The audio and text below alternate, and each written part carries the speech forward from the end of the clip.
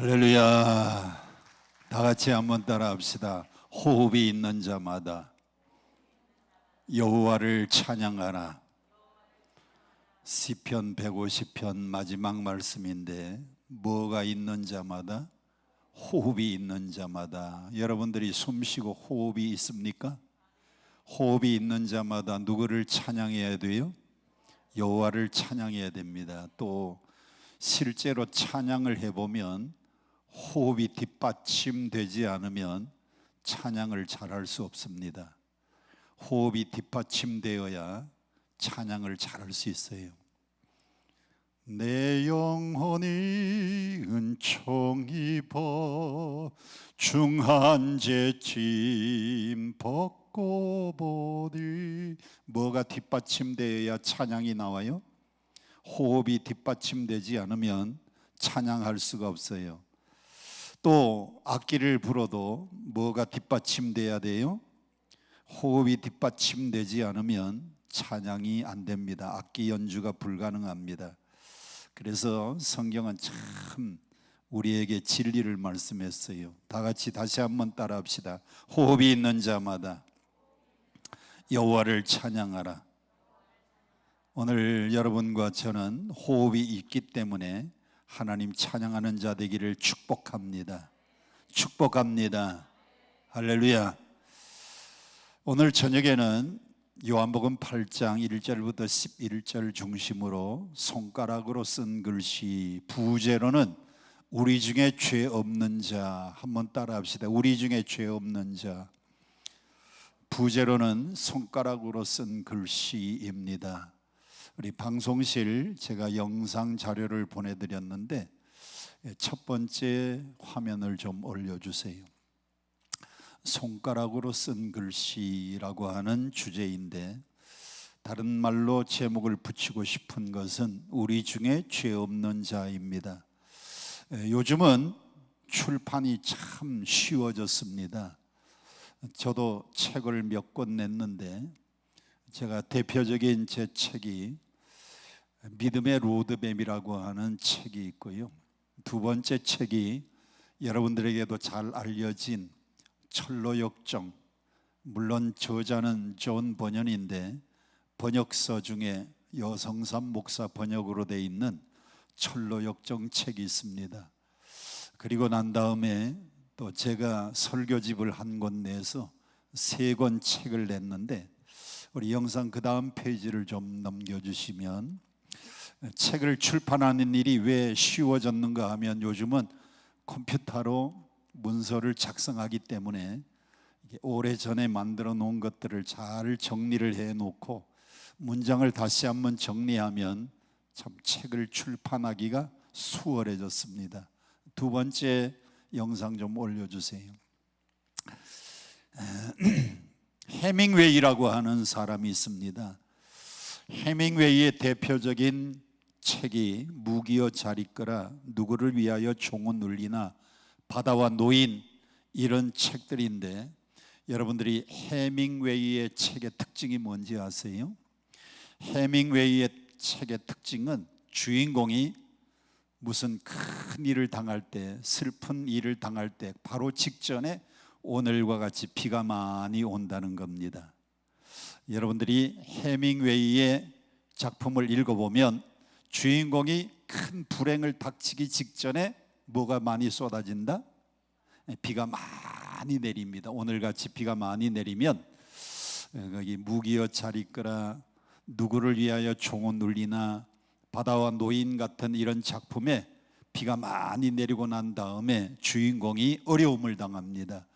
여러분들이 이 책을 읽을 때는 비가 많이 오는 장면, 주인공이 뭐를 당하겠구나, 어려움을 당하겠구나, 그렇게 아시고 여러분이 책을 읽으면 좋겠습니다. 이 해밍웨이가 무슨 상을 받았는가 하면 퓰리처 상을 받았고요. 그리고 1954년도에는 노벨상, 노벨 문학상을 받은 사람입니다. 그런데 이 해밍웨이가 1961년 7월 2일, 오늘이 6월 마지막인데 이제 7월 2일, 내일 모레가 되잖아요. 7월 2일 이 여름에 엽총으로 자살을 했어요. 해밍웨이가 자살을 하고 난 다음에 경찰서에서 많은 수사관들이 나와가지고 조사를 해봤습니다. 그런데 주머니에서 낙서를 한 쪽지가 한 장 나왔는데 그 낙서 쪽지장에는 다음 같은 글귀가 있었습니다. 다 같이 한번 따라합시다. 인생, 고독, 허무, 죽음. 조그마한 쪽지에 인생, 고독, 허무, 죽음이라고 하는 이런 낙서장이 주머니에서 하나 발견이 되었고, 그가 늘 가지고 다니던 사냥할 때 쓰던 그 엽총 가지고 자살하고 죽었습니다. 그런데 해밍웨이가 죽고 난 다음에 그 조그마한 쪽지장이 얼마에 많이 팔렸는가 하면 경매장에서 수천 달러의 그 낙서장, 요그마한 종이, 낙서 종이에 4글자가 담겨 있었는데 인생, 고독, 허무, 죽음이라고 하는 글씨가 남았는데 그 쪽지가요 수천 달러에 팔렸어요. 누구의 글씨니까? 퓰리처상을 받았고 노벨상을 받은 해밍웨이의 낙서장이니까 수천 달러의 경매장에서 팔린 겁니다. 그런데 오늘 본문을 보니까 예수님이 땅바닥에다가 손가락으로 글씨를 쓰셨다 그랬습니다. 만일 예수님이 땅바닥에다가 손가락으로 글씨를 쓰지 않고 종이에다가 펜으로 글씨를 썼다고 하면 아마 지금쯤 예수님이 남겨놓은 이 손으로 쓴 글씨는 아마 수천 달러가 아니고 몇 밀리언보다도 더 많은 빌리언 달러에 아마 수집가들이 사고 팔 겁니다. 그런데 불행하게도 예수님은 한 글자도 종이에다가 글씨를 남기지 않았어요. 유일하게 요한복음 8장을 보니까 예수님이 쓰신 글은 땅바닥에다가 손가락으로 쓴 겁니다. 그래서 오늘 요한복음 8장을 여러분과 함께 은혜를 좀 나누고 우리가 함께 기도하는 시간을 가졌으면 합니다. 요한복음 8장 오늘 1절부터 본문에 보면 영상 그 다음 장을 넘겨주세요. 사람들이 누구를 붙잡아 가지고 예수님 앞에 데리고 왔는가 하면 가늠하다가 현장에서 잡힌 한 여자를 데리고 왔습니다. 자, 오늘 성경 1절부터 여러분 성경 함께 천천히 봉독을 하겠습니다. 1절, 2절 함께 봉독을 하겠습니다. 시작. 예수는 감람산으로 가시다. 2절, 아침에 다시 성전으로 들어오시니 백성이 다 나오는지라 앉으사 저희를 가르치시더니 3절, 서기관들과 바리새인들이 간음 중에 잡힌 여자를 끌고 와 가운데 세우고 4절, 예수께 말하되 선생이여 이 여자가 간음을 하다가 현장에서 잡혔나이다. 5절, 모세의 율법에는 이런 여자를 돌로 치라 명하였거니와 선생은 어떻게 말하겠나이까. 우리 방송실 그 다음 영상을 좀 넘겨주세요. 간음하다가 현장에서 잡힌 여자 하나를 끌고 와서 모세의 율법에는 이런 사람을 돌로 쳐 죽이라고 했는데 예수님 당신은 어떻게 말하겠나이까? 라고 예수님께 질문을 하는 겁니다. 여기에 두 가지 문제점이 있어요. 첫째, 신명기 22장 22절 외우기 좋죠? 신명기 몇 장? 22장 몇 절? 22절. 신명기 22장 22절에 보면 간음을 하면 남자와 여자를 다 데려다가 돌로 쳐 죽이라고 했는데 오늘 본문에 보니까 남자는 어디로 갔는지 남자는 보이지도 않고요. 간음하다가 현장에서 잡힌 누구만 끌고 왔어요? 여자만 끌고 왔다 그랬습니다. 그리고는 예수님에게 모세 율법에는 이런 사람을 돌로 치라고 했는데 예수님 당신은 어떻게 말하겠나이까? 이것은 바리새인들과 서기관들 그 당시 종교 지도자들이 예수님을 고소할 조건을 찾기 위해서 저는 이런 상상을 해봅니다. 아마도 어떤 남자를 시켜서 이 여자에게 간음을 하게 만들어 놓고 여자만 붙들고 와서 남자는 어디로 빼돌는지, 남자는 아마 어디로 빼돌려서 이 현장에는 남자는 전혀 나타나지 않습니다. 그리고 간음하다가 붙잡힌 여자만 끌고 와서, 모세의 율법에는 이런 사람을 돌로 치라고 했는데 예수 선생님 당신은 뭐 어떻게 말하겠나이까 라고 예수님을 고소할 조건을 찾기 위해서 그렇게 질문을 하는 겁니다. 자, 오늘 6절 노란 글씨만 다 같이 함께 봉독합니다. 시작.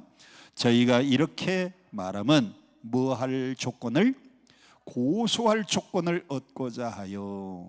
고소할 조건을 얻기 위해서 이렇게 질문하는 겁니다. 첫째, 예수님은 평소에 사랑을 외치고 사랑을 강조한 분인데 돌로 쳐 죽이라고 하면, 사랑을 강조하신 예수님이 사람을 사랑하지 않고 돌로 쳐 죽이라, 평소에 예수님이 말씀하신 교훈하고는 다른 대답이 나올 수 있잖아요. 두 번째, 돌로 쳐 죽이라고 하면, 돌로 쳐 죽이라고 말하면 그 당시에 사람을 돌로 쳐 죽이는 마지막 결정은 어디만 가능한가 하면 로마 재판에만 사람을 죽일 수 있는 마지막 판단을 하는 장소인데, 예수님이 율법에 의해서 간음한 사람을 돌로 쳐 죽이라고 하면 로마의 법을 어기는 거니까 이렇게 대답을 해도 고소할 조건이 이루어지고, 저렇게 대답을 해도 고소할 조건이 이루어지니까 예수님을 꼼짝달싹도 못하게 간음하다가 현장에서 잡힌 여자를 끌고 와서, 모세의 율법에는 이런 사람을 돌로 치라고 했는데 선생은 어떻게 말하겠나이까 라고 질문을 하는 겁니다. 그때 예수님은 아무 대답을 않고 허리를 굽혀서 손가락으로 땅에다가 글씨를 썼어요. 그때의 7절 성경 흰 글씨 다 같이 함께 봉독합니다. 시작. 저희가 묻기를 마지 아니하는지라 이에 일어나 가라사대 너희 중에 죄 없는 자가 먼저 돌로 치라 하시고, 너희 중에 죄 없는 자가 먼저 돌로 치라고 예수님 말씀을 하시고, 그리고 난 다음에는 또 허리를 굽혀서 땅바닥에다가 또 글을 쓰셨어요. 오늘 본문에 보면 예수님이 허리를 숙여서 땅바닥에 글을 쓰셨다 몇 번 나오는가 하면, 저는 가르쳐주고 묻잖아요. 몇 번 나옵니까? 허리를 굽혀서 땅바닥에다가 글을 썼다 몇 번? 2번이나 나옵니다. 자, 예수님은 그 땅바닥에다가 무슨 글자를 썼을까? 저는 성경을 읽다가 이런 궁금한 점이 있으면 제가 해결을 하려고요, 제 나름대로 이런 생각도 해보고 저런 사전도 찾아보고 이런 성서 해석도 찾아보고 여러 가지를 찾아보는데 명확한 답이 나오지 않아서 제가 성경을 읽는 가운데에 예수님이 땅바닥에다가 무슨 글자를 썼을까 한 3가지로 제가 정리를 해보았습니다. 그 3가지 중에 첫 번째가 죄의 보편성이라고 하는 겁니다. 우리 영상 다음 화면을 좀 넘겨주세요. 한번 따라 합시다. 죄의 보편성. 죄의 보편성이라는 말은 누구나가 다 죄가 있다, 이것을 우리가 어려운 말로는 죄의 보편성이라고 말합니다.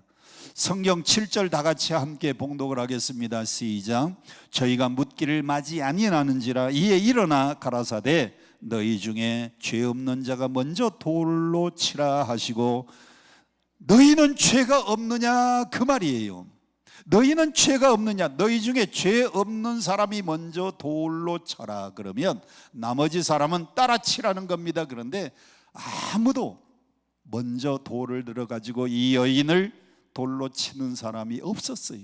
누군가가 한 사람이 나는 죄가 없다 하고 돌을 들어서 이 여인을 때리면 나머지 사람들은 같이 따라서 이 여인을 돌로 치려고 하는데 아무도 선뜻 나서서 이 여인을 돌로 치는 사람이 없는 겁니다. 다시 말하면 이 세상에 있는 모든 사람들은 다 죄가 있다는 거예요. 너희 중에 죄 없는 사람이 먼저 돌로 치라고 했는데 아무도 먼저 돌로 이 여인을 치는 사람이 없었습니다. 이 말은 다른 말로 바꾸면 그 자리에 있던 모든 사람들이 다 죄가 있던 사람들이라는 겁니다. 여러분, 성경은 우리에게 뭘 말씀합니까? 로마서 1장 23절, 3장 23절, 모든 사람이 죄를 범하였음에 하나님의 영광에 이르지 못하더니. 누가 죄를 범하였음에? 모든 사람이 죄를 범하였음에. 이 지구상에 살고 있는 모든 사람은 다 죄 아래 있는 사람들이에요. 다시 말하면 여러분도 죄 아래 있는 사람이고 저도 죄 아래 있는 사람이고, 너희 중에 죄 없는 자라 먼저 돌로 치라고 하는 이 말은 너희 모두가 다 죄가 있지 않느냐? 너도 죄 있지 않느냐? 권사님, 죄 있지 않아요. 집사님, 죄가 있지 않아요. 이 세상에 죄 없는 사람이 누가 있겠습니까? 로마서 5장 12절, 그러므로 한 사람으로 말미암아 죄가 세상에 들어오고 죄로 말미암아 사망이 왔나니 이와 같이 모든 사람이 죄를 지었으므로 사망이 모든 사람에게 이르렀느니라. 이 세상에 있는 모두가 다 죄인이에요. 제일 마지막 로마서 3장 10절, 우리가 잘 아는 말씀입니다. 다 같이 큰 소리로 시작. 기록한 바 의인은 없나니 몇 사람도 없다. 하나도 없다. 이 세상에 죄 없는 의인은 아무도 없어요. 여러분, 인류의 가장 큰 문제가 뭡니까? 인류의 가장 큰 문제는 러시아와 우크라이나 같은 전쟁이 인류의 가장 큰 문제가 아니에요. 환경이 오염돼 가지고 지구가 이상기후로 변하는 것이 인류의 최대의 문제가 아니고, 식량이 없어서 먹을 것 때문에 기하선상에서 허덕이는 것이 인류의 최대의 문제가 아니고, 인류의 최대의 문제는 죄의 문제입니다. 우리 사람이 이 죄 문제부터 해결이 돼야 돼요. 예수 믿는다는 것이 뭐냐? 예수 믿는다는 것은요, 모든 사람이 죄 아래 있기 때문에 이 죄를 회개하고 죄를 청산하는 것이 인류의 가장 큰 문제입니다. 그래서 예수님은 이 땅에 이 죄 문제를 해결하기 위하여 이 땅에 오셨습니다. 여러분과 저의 죄를 대속하기 위하여 십자가에서 피 흘려 달려 돌아가시면서 물을 쏟아주고 피를 쏟아주고 생명을 쏟아주고 자기의 몸을 다 주셨어요. 사람이 세상을 사는 세 가지 방법이 있습니다. 그것을 영어로 3S라고 하는데, 첫 번째 S는 서바이벌 인생입니다. 서바이벌 인생은 생존을 위해서 살아가는 사람. 건축을 하고 있습니다. 당신 왜 이 건물을 짓고 있어요? 아유, 먹고 살려고요. 악기 가지고 연주하는 사람이 있습니다. 당신 왜 이 악기를 연주하고? 아유, 먹고 살려고요. 그 사람은 서바이벌 인생. 학교 다니는 학생이 있습니다. 너 왜 학생이 학교에 가서 공부하니? 예, 먹고 살려고요. 그 사람은 서바이벌 인생, 생존을 위해서 살아가는 인생, 서바이벌 인생. 두 번째는 석세스의 인생이 있습니다. 석세스의 인생은 성공하려고. 당신 왜 건축합니까? 성공하려고. 당신은 왜 연주하고 있습니까? 성공하려고. 당신은 왜 공부합니까? 성공하려고. 그 사람은 석세스의 인생. 그런데 세 번째 인생은 서비스의 인생입니다. 서비스는 섬기기 위하여. 우리 예수님은 마가복음 10장 45절에 인자가 온 것은 섬김을 받으려 함이 아니라 도리어 섬기려 하고 많은 사람의 대속물로 주기 위해서 이 땅에 왔다 그랬어요. 예수님이 이 땅에 와서 물과 피를 쏟아주시고 생명을 쏟아주시고 자신의 몸을 십자가에서 우리를 위하여 대속물로 내어주셨기 때문에 우리가 이 죄 문제를 해결할 수 있었어요. 여러분, 예수님을 영접했습니까? 여러분, 진정으로 예수 믿는 사람입니까? 그러면 이 죄 문제를 예수님의 십자가의 피공로를 통하여 죄 문제 해결하시기를 축원합니다. 죄 문제 해결하지 못하면 아무리 예수 믿어도 아이들 말로 말짱 꽝이에요. 아무리 기도원 와서 기도를 해도, 아무리 열심히 성경 읽고 아무리 열심히 간구하고 기도해도 죄 문제를 해결하지 않는 사람의 기도는 하나님이 듣지 않습니다. 이사야서에도 그 말씀이 있잖아요. 하나님이 귀가 멀어서 우리의 기도를 듣지 못함도 아니고, 하나님의 손이 짧아서 우리를 구원치 못함도 아니고, 하나님과 우리 사이에 죄악이 가로막고 담을 치고 있는 동안에는 아무리 기도해도 응답이 없고, 아무리 간구해도 하나님의 구원의 손길이 우리에게 미칠 수가 없어요. 그래서 하나님과 나 사이에 뭐를 해결해야 된다? 죄 문제를 해결해야 됩니다. 오늘 기도 제목을 가져왔습니까? 죄 문제 해결하시기를 바랍니다. 여러분, 간구하는 소원이 있습니까? 오늘 저녁에도요, 하나님 선교 사명, 중보 사명 끝까지 감당할 수 있도록 해결해 주옵소서. 아주 큰 헌금 드렸네요. 김남효, 이주연, 안수 집사님 부부가 거액을 헌금했어요. 두툼합니다. 그런데 이 기도 제목도 먼저 뭐 해결 받아야 돼요? 죄 문제 해결을 받아야 돼요. 주님, 기적의 동산 축복의 강남 금식기도원 오게 하심을 감사합니다. 하나님, 30배, 60배, 100배, 1000배의 복을 내려 주옵소서. 박종성, 황지은 집사님 가정에서 드렸는데 오늘 먼저 죄 문제 해결 받으시기를 바랍니다. 이경애 집사님 하나 되게 하시고 전도의 열정 질병 치유해 달라고 하나님 앞에 예물 드렸는데, 먼저 죄 문제를 해결하고 나면 여러분의 기도가 응답될 줄로 믿습니다. 다음으로, 예수님이 땅바닥에다가 왜 글씨를 쓰고 있었는가? 무슨 글자를 썼을까? 우리 영상실에서 다음 화면을 좀 올려주세요. 그것은 양심이라고 하는 글자였을 겁니다. 한번 따라 합시다. 양심. 이 세상에 완전 범죄는 없습니다.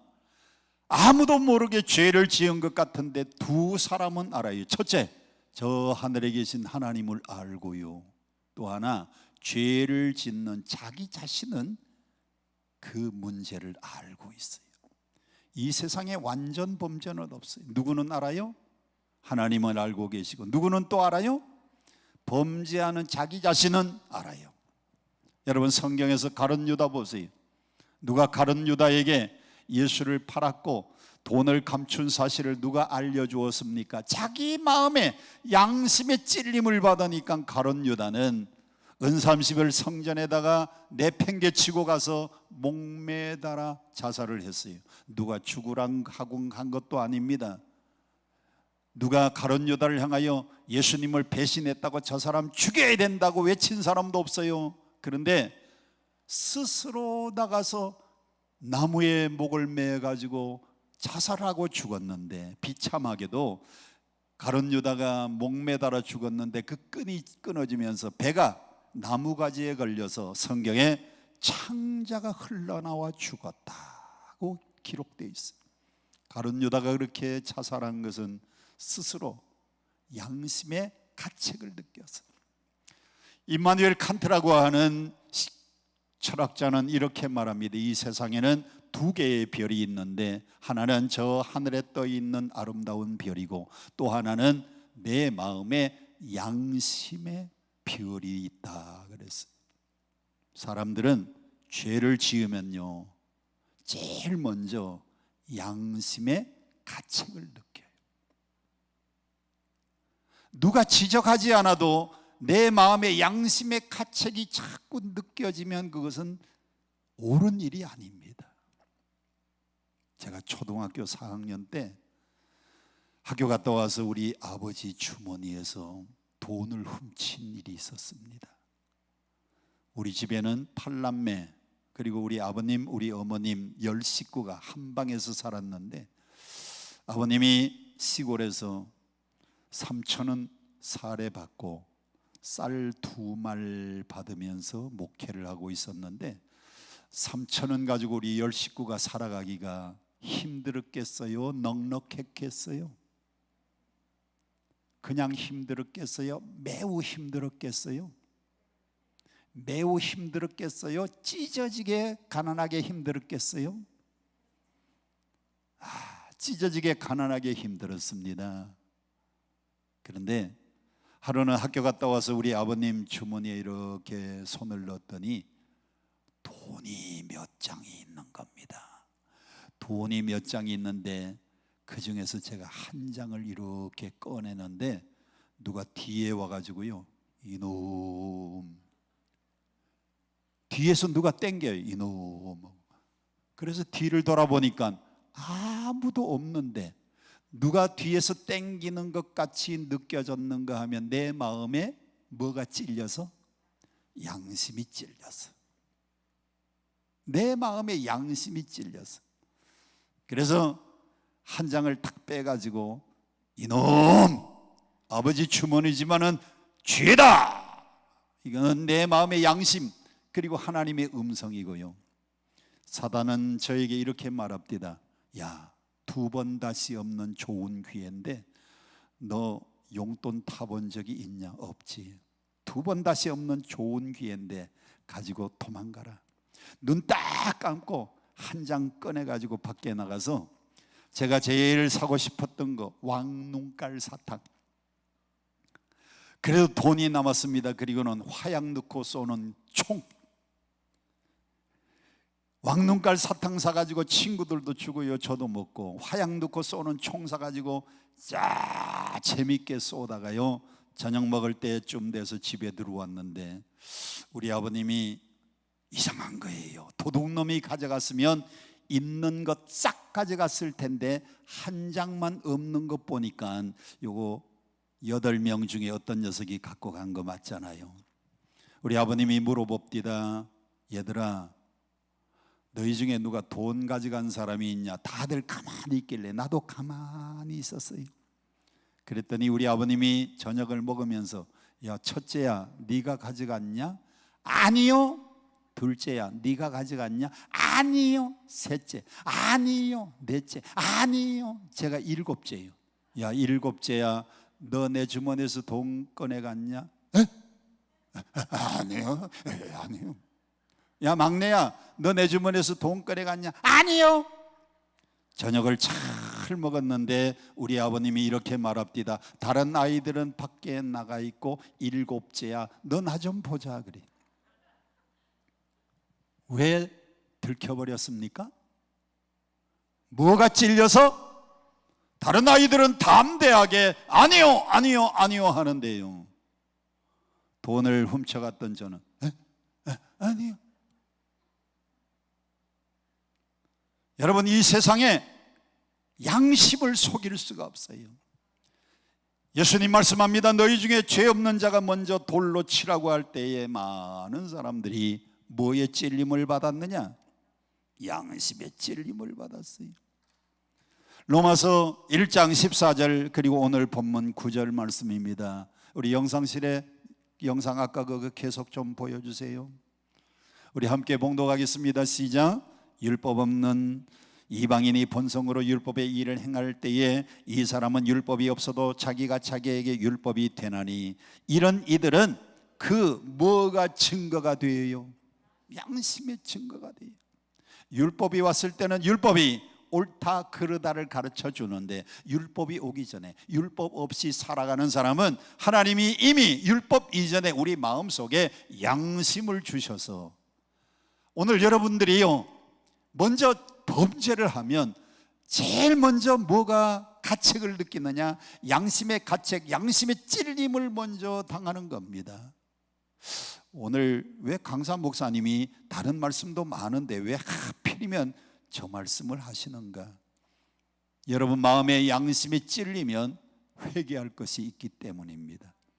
9절 말씀 다 같이 함께 봉독합니다. 시작. 저희가 이 말씀을 듣고 뭐의 가책을 받았어요?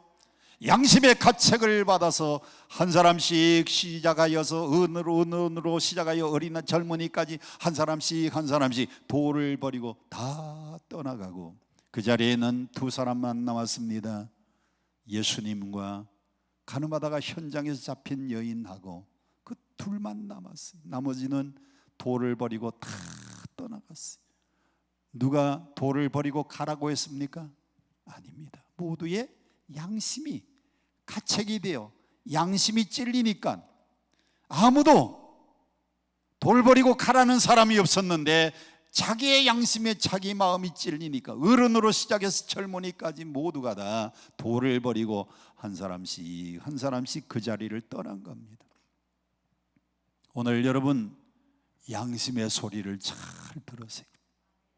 기독교는 하나님 말씀 이전에, 율법 이전에 하나님이 인간의 마음속에 양심을 주셨는데 양심의 가책이 오고 양심의 찔림을 받으면 그 일을 하면 안 됩니다. 양심의 가책이 있는데 양심의 찔림이 받는데 그 길을 가면 잘못된 길을 가는 거예요.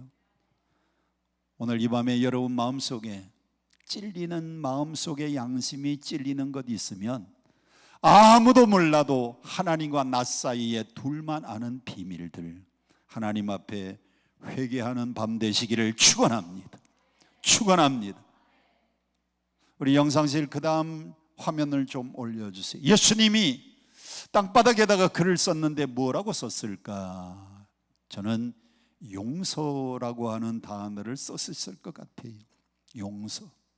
용서라는 단어는 영어로 forgive인데 여러분 이 forgive는 어디서 온지 아시죠? forgive라고 하는 단어의 어원은 forgot, 잊어버리다입니다. 용서하려면 잊어버려야 용서가 돼요. 친구가 옛날에 나한테 섭섭하게 했습니다. 그걸 잊어버리지 않으면 용서가 안 됩니다. 시아버지, 시어머니, 시누이가 섭섭하게 한 일을 마음속에 품고 또 품고 있으면 용서가 안 돼요. 용서 이전에 잊어버려야 돼요. 기독교는 용서의 종교입니다. 정죄하고 비판하고 책망하는 종교가 아니고 기독교는 용서의 종교이기 때문에 우리도 비판하고 책망하지 말고 뭐 해야 됩니까? 용서해야 돼요. 마태복음 6장 14절 파란 글씨 다 같이 함께 봉독합니다. 시작. 너희가 사람의 잘못을 용서하면 너희 하늘 아버지께서도 너희의 잘못을 용서하시리라. 마태복음 6장은 주기도문의 핵심입니다. 여러분이 예배 때마다 주기도문을 암송합니다. 우리 그리스도인들은 다 주기도문을 다 암송해야 됩니다. 이 주기도문을 영어로 로드스 프레이어라고 하는데 주기도문의 핵심이 뭐냐? 우리가 다른 사람의 잘못을 용서할 때에 하늘에 계신 우리 아버지께서도 내 죄를 용서해 주신다는 거예요. 하나님으로부터 우리의 죄 용서받기 전에 내가 다른 사람의 죄를 먼저 용서해야 돼요. 여러분 하나님으로부터 용서받는 것이 원천인데 이것을 이루기 위해서는 내가 먼저 사람의 잘못을 용서해 줄 때에 나도 하나님으로부터 용서받을 수 있다는 겁니다. 그러면 성경은 몇 번까지 용서를 하라고 했습니까? 자, 마태복음 18장 함께 천천히 봉독합니다. 시작. 그때에 베드로가 나와 가로되 주여 형제가 내게 죄를 범하면 몇 번이나 용서하여 주리이까? 7번까지 하오리까? 예수께서 가라사대 내게 이르노니 7번뿐 아니라 70번씩 7번이라도 할지니라. 여러분 7번이 무슨 숫자입니까? 완전수예요.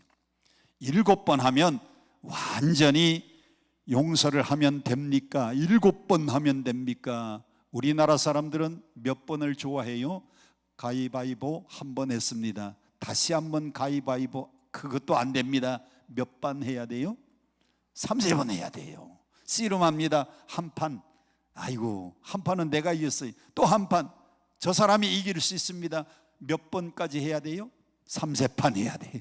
그런데 히브리 사람들은 7이라는 숫자 완전수를 좋아합니다. 7번 하면 완전히 용서를 한다는 겁니다. 그런데 예수님은 몇 번까지 용서하라고 했는가 하면 70번씩 7번이라도 용서할지니라. 그 말은 끝없이 끝없이 끝없이 끝없이 끝없이 끝없이 아멘 하실 때까지 끝없이 끝없이.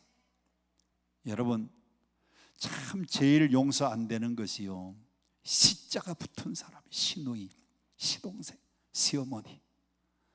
다른 사람은 용서가 되는데 왜 이 시자 붙은 사람은 잘 용서가 안 됩니까? 그래서 시누이가 싫고 시어머니가 싫고 시동생이 싫고 하여튼 시댁은 싫어요. 그래서 사람들이요, 시자가 들어가면 다 싫어해. 시청 앞에도 안 가고 시금치도 안 먹고. 그건 이해를 하는데 시편은 왜 안 읽는 겁니까? 시편까지 안 읽는데요. 여러분, 용서해야 됩니다. 몇 번이나? 끝없이. 70번씩 7번이라는 건 끝없이. 예수님도 이 여인을 향하여 외칩니다. 나도 너를 정죄하지 아니하노니. 예수님은 이 여인을 돌로 친 게 아니고 그의 모든 죄를 용서해 주셨어요. 구약의 율법에 의하면 가늠하다가 현장에 잡히면 돌에 맞아 죽어야 마땅한 사람입니다. 그런데 예수님은 돌로 쳐서 그 여인을 죽인 게 아니고 그 여인을 용서해 주었어요. 하나님은 그리스도 안에서 우리의 모든 죄를 다 용서해 주셨습니다. 이사야서 1장 18절 노란 글씨 다 같이 함께 봉독합니다. 시작. 여호와께서 말씀하시되 오라 우리가 서로 변론하자. 너희 죄가 주홍 같을지라도 눈과 같이 희어질 것이요 진홍같이 붉을지라도 양털같이 희게 되리라. 할렐루야, 할렐루야. 여러분, 어떤 죄든지 그리스도 예수 앞에 나와 자백하면 우리의 죄를 다 용서해 주시는데, 주홍같이 붉을지라도 진홍같이 붉을지라도 눈같이 희어질 것이고 양털같이 되리라. 우리 하나님 앞에 나오면요, 모든 죄 사함 받습니다. 그래서 과거에는 이 찬송 많이 불렀어요. 예수 앞에 나오면 모든 죄 사하고. 누구 앞에 나오면? 예수 앞에 나오면 모든 죄 다 사함 받아요. 여러분, 어떤 죄든지 주님 앞에 나와서 우리의 입술로 우리의 죄를 자백하면 저는 미쁘시고 의로우사 우리의 모든 죄를 사하시고 용서하실 뿐만 아니라 우리의 죄를 묻지도 않으시고 따지지도 않으시고. 이순재 씨만 묻지도 않습니다, 따지지도 않습니다. 이순재 씨만 그런 게 아니고요, 우리 주님은 여러분의 죄를 회개하고 고백하고 자백하면 묻지도 않고 따지지도 않는 분이에요. 할렐루야, 할렐루야. 오늘 본문 10절 말씀입니다. 예수께서 일어나사 여자 외에 아무도 없는 것을 보시고 이르시되 여자여 너를 고소하던 그들이 어디 있느냐? 너를 정죄한 자가 없느냐? 11절 대답하되 주여 없나이다. 예수께서 가라사대 나도 너를 정죄하지 아니하노니 가서 다시는 죄를 범치 말라. 할렐루야. 여러분, 주기도문의 핵심이 오늘 우리가 우리의 죄를 사하여 준 것 같이 우리가 우리의 죄를 사하여 준 모든 사람의 죄를 우리가 용서하오니 우리의 죄도 용서하여 주시옵소서. 마태복음 18장 35절 다 같이 함께 봉독합니다. 시작. 너희가 각각 중심으로 형제를 용서하지 아니하면 내 천부께서도 너희에게 이와 같이 하시리라. 우리가 용서를 못하면 하나님도 용서하지 않으신대요. 마가복음 11장 25절 시작. 서서 기도할 때에 아무에게나 혐의가 있거든 용서하라. 그리하여야 하늘에 계신 너희 아버지께서도 너희 허물을 사하여 주시리라. 할렐루야, 할렐루야. 여러분, 용서가 얼마나 중요한지 모릅니다. 용서. 우리는 다 허물이 많은 사람이고 우리는 다 실수가 많은 사람. 인간이 완벽한 사람이 누가 있습니까? 다 같이 옆 사람에게 한번 인사하세요. 서로 용서합시다. 서로 덮어줍시다. 옛날에 시집가는 처녀들은요 12폭 치마를 해가지고 왔어요. 왜 12폭 치마인지 아시죠? 한 폭으로는 시아버지 허물 가리고, 또 한 폭으로는 시어머니 허물 가리고, 또 한 폭으로는 시누이 허물 가리고, 또 한 폭으로는 시동생 허물 가리고. 그래서 12폭 치마를 해서 보낼 때는 모든 시댁 식구들 허물을 덮으라고. 그리고 시집살이 하다가 친정에 오면 친정에 엄마가 묻습니다. 야, 시댁에 아무리 없어요. 우리 시아버지도 잘해 주시고요, 시어머니도 잘해 주시고요, 시댁 식구들이 다 사랑해 주셔요. 그리고는 또 다시 가서 시집살이를 하는데 요즘 젊은 사람들은요 시집 갈 때에 미니스커트를 입고 가. 미니스커트를 입고 가니까 지궁댕이도 다 못 가려. 시댁 식구들 허물을 덮어줄 게 없어요. 친정 오면 시아버지 흉허물 다 드러내고, 시어머니 흉허물 다 드러내고, 시댁에 있었던 것 모든 흉허물을 다 드러내고, 친정 오면 다 털어놓고 갑니다. 여러분, 사랑은 허다한 죄를 덮느니라. 다 덮어주는 게 사랑이. 제가 얼마 전에 책을 한 권 읽었습니다. 우리 방송실 그 다음 영상 좀 올려주세요. 책 제목이 세상에서 가장 아름다운 이야기 8편이 그 안에 실려있는 책이었습니다.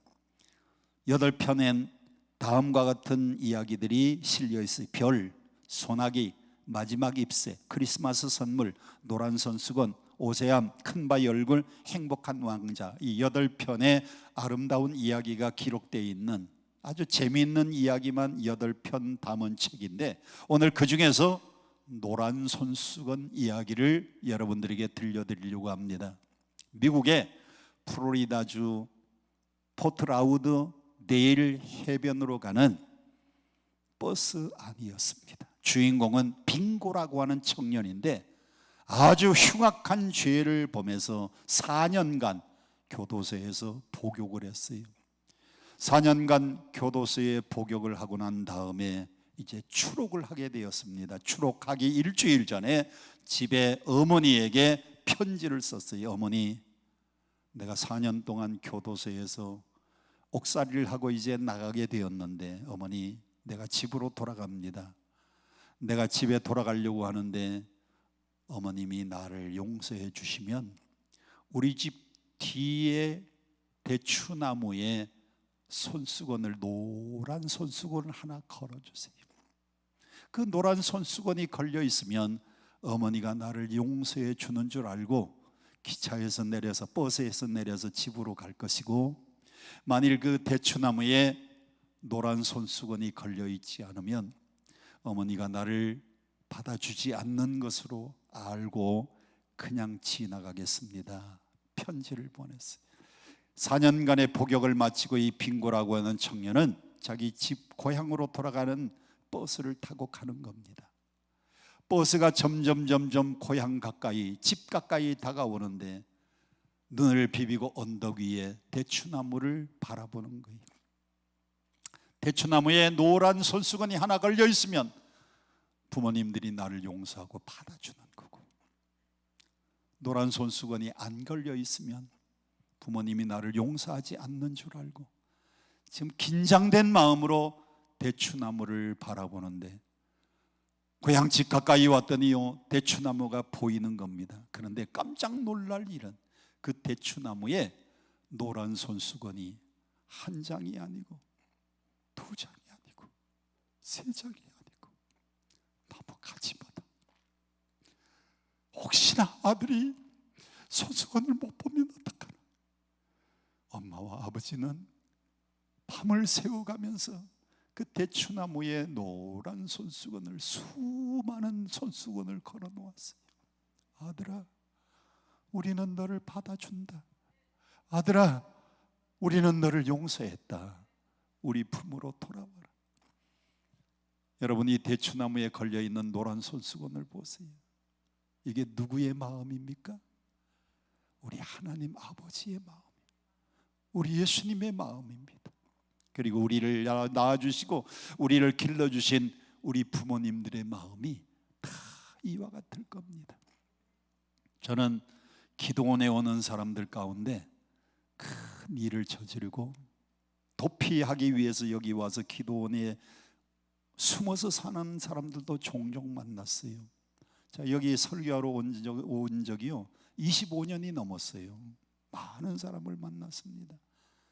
오늘 이 노란 손수건은 하나님 아버지의 마음, 우리를 용서하시는 우리 예수님의 마음, 오늘 여러분을 받아주시는 여러분의 부모님들의 마음인 줄로 믿습니다.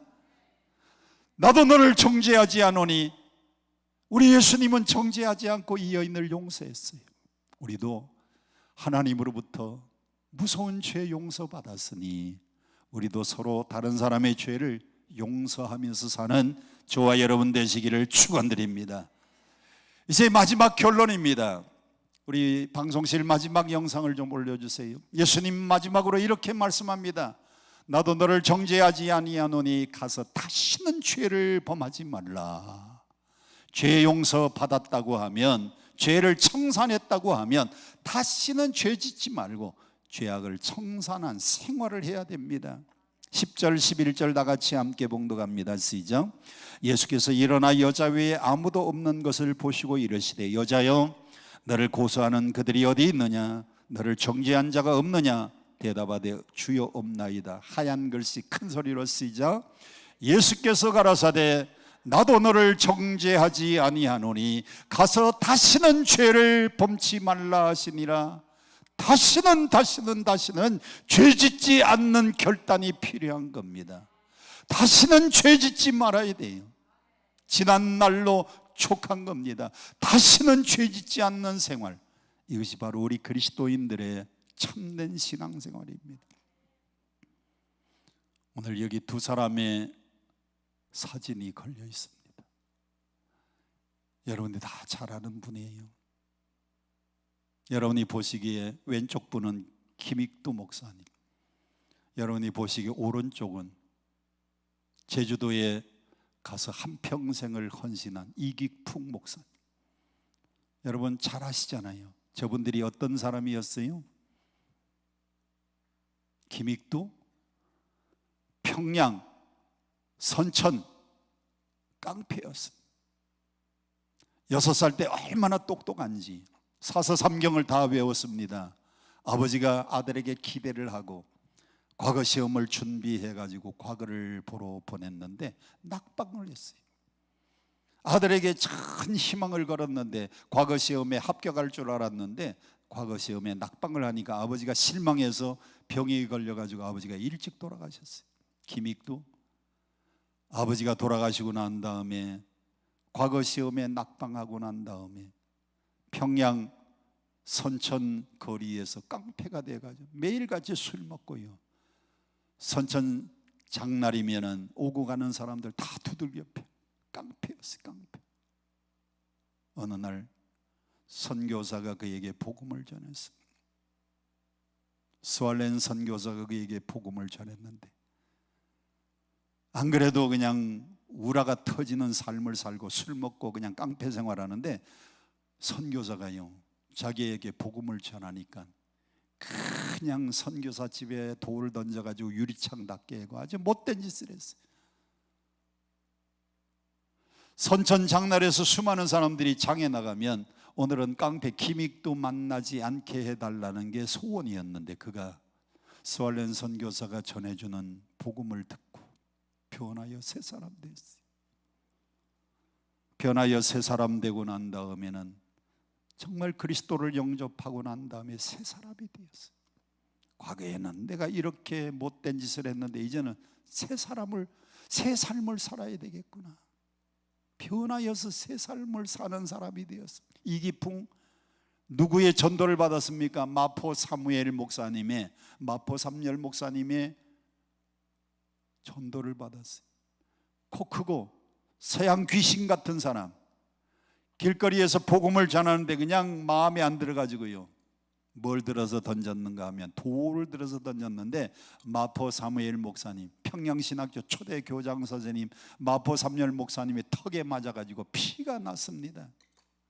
그런데 이기풍이가 나중에 복음을 전해 듣고요 변하여 새 사람 되었어요. 그리고는 어디로 갔습니까? 제주도에 가가지고요 온갖 고생 다 하고 제주도 사람들이 얼마나 육지 사람을 배척하는지 매 맞아 죽을 뻔하고 죽을 고비를 다 여러 번 넘겼는데 그래서 평양신학교에 편지를 보냈습니다. 나 도저히 제주도에서 선교 못하겠습니다 그랬더니 마포 삼열 목사님이 답장이 왔어요. 당신 돌아와도 좋은데 내 턱에 흉터가 없어지는 날 돌아오라고. 그 편지를 보고는요 다시 결심을 해서 제주도에서 열심히 복음을 전했어요. 제주도에 가면 많은 교회들이 이기풍 목사님의 전도를 통해서 세워졌어요. 할렐루야. 여러분, 지난날로 죄 짓던 생활은 족합니다. 이제는 다시는 뭐 짓지 않는 생활? 죄 짓지 않는 생활. 우리도 다 허물이 있고 우리도 다 실수가 있겠는데 지난날로 족하니까 이제는 다시는 죄 짓지 않는.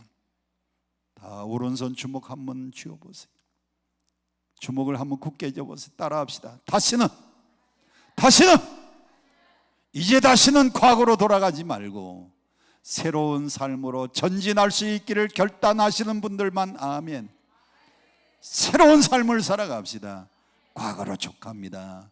나도 너를 정죄하지 아니하노니 가서 다시는 죄를 범치 말라. 오늘 이 요한복음 8장에 나오는 여인은 그 이후로 범죄하지 않고 새 삶을 살았을 겁니다. 주님의 복음을 위해서 쓰임받는 귀한 일꾼 되었을 겁니다. 오늘 여러분과 저도 지나간 날로 우리의 실수, 우리의 죄, 우리의 잘못 족합니다. 이제 다시는 그 길로 돌아가지 말고 다시는 옛 생활로 돌아가지 말고 새로운 삶을 살아가는 저와 여러분 되시기를 축원합니다. 축원합니다. 축원합니다. 우리 함께 찬양하겠습니다. 563장 예수 사랑하심을 성경에서 배웠네. 우리들은 약